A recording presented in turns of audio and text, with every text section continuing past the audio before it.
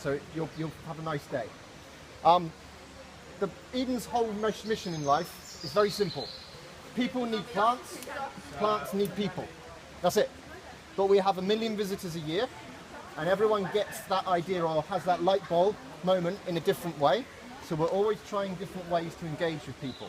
Some ideas work, some ideas don't work so well, but that's why we call it the project. We're always trying new ways to communicate about our environment. The rainforest biome that you're in now is very special.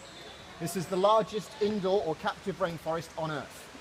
There's over 15,000 plants in here, all pollinated by hand by the green team, the gardeners, and over 1,200 species from around the world's rainforests. Most of them now endangered, some of them critically endangered. Okay? The coco de mer, one of the largest seed in the world, coco de mer only grows on 2 islands in the Seychelles. It's critically endangered, things like that. The biome is 50 meters tall. Now, apologies, I don't like meters very much, so I work in feet and inches. So, if you imagine London, if you imagine a big red double-decker bus, yeah? You could put 11 of those on top of each other before you would touch the roof. So it's big, and it's a real working rainforest. We don't heat the biome more than about 20% of the year. The shell is designed to trap the sun's energy. It's doing it today. So it's about 5 degrees outside and cold. It's easily going to be over 35 degrees Celsius by midday in here. The humidity can reach 99.9% in June, July. You can sweat 1 litre an hour. We drink 2 litres an hour because we're talking to all of you, okay? The shell is called ethylene tetrafluoroethylene copolymer. So we call it ETFE for short. It's a type of polymer that will biodegrade naturally after 40 years, so it won't hurt the environment. Each layer is 2 millimeters thick, and you could put a London taxi on it and it wouldn't go through. In the early years we did just that, okay? Each of the hexagons is 3 layers, and if you look, there are little black tubes going into all of them.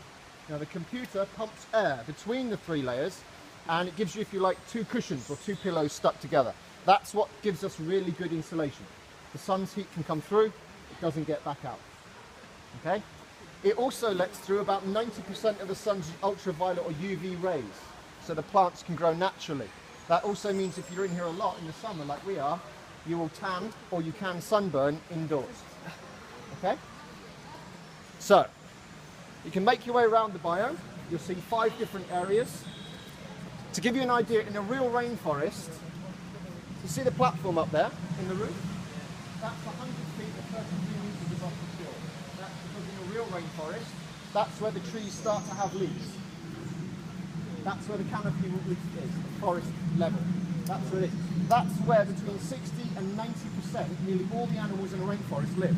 Not down here, up there. Take away the trees, you take away all the animals as well. Okay? So I wanted to show you one little plant, and it's not here. It's around here. We go this way a minute, and then I'll leave you alone, and you can chill out and wander off on your own. Just around here. I want to show you this.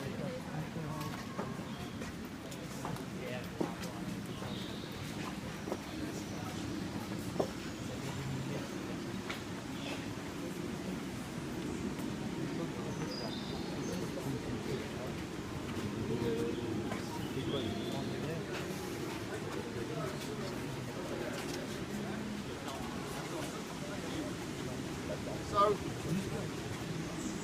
I want to show you guys this little pink flower down here, okay? Now, usually in here everyone's going, oh yeah, oh, and they walk right past this, okay?